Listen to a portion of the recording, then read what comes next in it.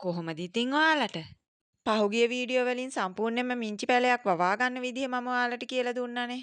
අද මම ඔයාලට කියලා දෙන්න යන්නේ මිංචි වගාව කරගෙන යනකොට ඒකට පෝෂණය දෙන විදිය ගැන. ඒ වගේම මිංචි වගාව කරගෙන යනකොට අපිට ලැබෙන අත්දැකීම් ගැන. මම මේ කියන්න යන දේවල් ලොකු දේවල් නෙවෙයි. හැබැයි මේ සරල දේවල් වලින් ඔයාලට ලස්සන වගාවක් පවත්වාගෙන යන්න පුළුවන්. එහෙනම් බලන්නකෝ අද මම කියලා දෙන්නේ මොනවා ගැනද කියලා. මිංචි ටික වතුර වැවුනට ඉඳලා හිටලා පෝෂණයකුත් ඕනනේ. අන්න ඒකට අපි පාවිච්චි කරන්නේ ඇල්බර්ට් සොලියුෂන්. ඔයාලට පොහොර කඩේකින් ඇල්බර්ට් සොලියුෂන් පැකට් එකක් ගන්න පුළුවන්. අපේ මේ වගාවේ ප්‍රධාන අමුද්‍රව්‍යයක් විදියට තියෙන වතුරනේ. ඒ වතුරට ඇල්බර්ට් සොලියුෂන් එකතු වුණාම කිසිම විදියකින් මధుරව බෝවීමක් වෙන්නේත් නැහැ. ඒකත් අපිට ලොකු ආසියක්. ඔයාලා කැමති නම් මාසෙකට සැරයක් මාසෙට දෙපාරක් මේ පැකට් එකේ තියෙන විදිහට වතුර ටිකක මේක දිය කරලා මේ බෝතලයට වතුර එකතු කරගන්න වෙලාවට එකතු කරගන්න. බෝතලේ ප්‍රමාණයෙන් 4න් 3ක් වතුර විතරක් ඉතිරි කාලෙට මේ හදාගත්ත පොහොර දියරයත් එකතු කරගන්න. ඔයාලට පුළුවන් කෙසෙල් එලි දියර උනත් හදලා මේකට පෙරලා එකතු කරගන්න. දියරය විතරක්. ඒ වගේ පොහොර වලට බෝතලය සවුත්තු වෙනවා නම් ඔයාලට පුළුවන් කාලයකට සැරයක් බෝතලය හොඳින් සෝදලා පිරිසිදු කරගන්න. කිසිම වෙලාවක අදිසාන්ද්‍රණයක් තියෙන සැරට හදාගත්ත පොහොර දියරයක් එකතු කරගන්න එපා. පොහොර එකතු කරගද්දි පොඩි ප්‍රමාණයක් එකතු කරගත්තාම ඇති. මිංචි වල කොළ කන්න ගන්න නිසා මම කවදාවත් ඇල්බර්ට් සොලියුෂන් වගේ දෙයක් මිංචි කොළ වලට ස්ප්‍රේ කරගන්නේ නැහැ. ඒ වගේම මිංචි කඩන්නේ නැති දවස් 3-4ක් අල්ලලා තමයි මම මේ විදිහට පොහොර දාගන්නේ.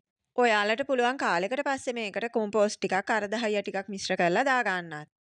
අපි මේ වගා ක්‍රමේදී ප්‍රධානම කරන්නේ අනවශ්‍ය විදිහට මේකට පෝෂණය ලබා නොදී පාලනයක් ඇතුව අවශ්‍ය ප්‍රමාණයට විතරක් පෝෂණය ලබා දීලා මිංචි පැලේ ක්‍රියාකාරීත්වය වැඩි කරලා හොඳ ඵලදාවක් ලබා ගැනීමයි.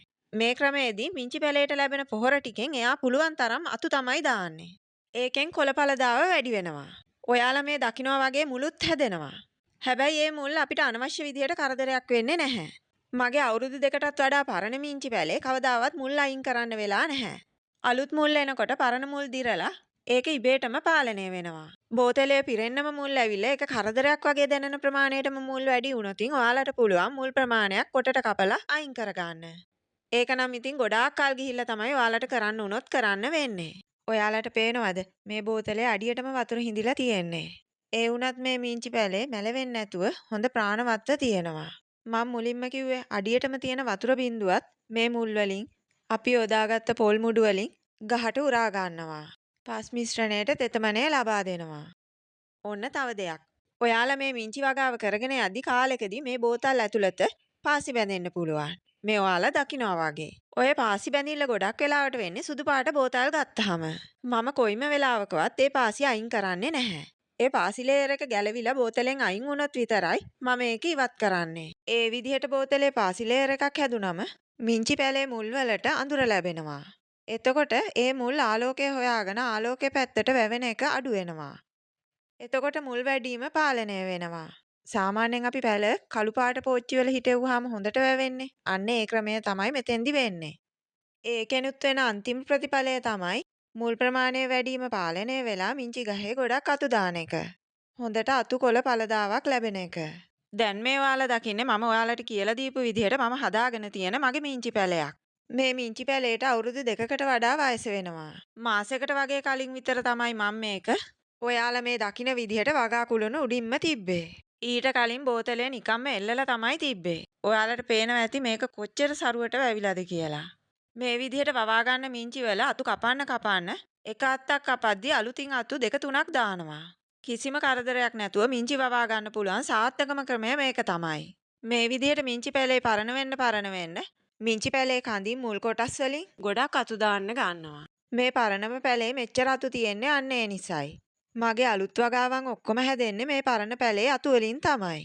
ඔයාලට පුළුවන් මං වගේ වගා කුළුණක් උනත් හදාගන්න. එහෙම නැත්නම් ඔයාලට පුළුවන් මේවා ලස්සනට එල්ලන්න. කුස්සියේ පෑන්ට්‍රියේ තියන්න.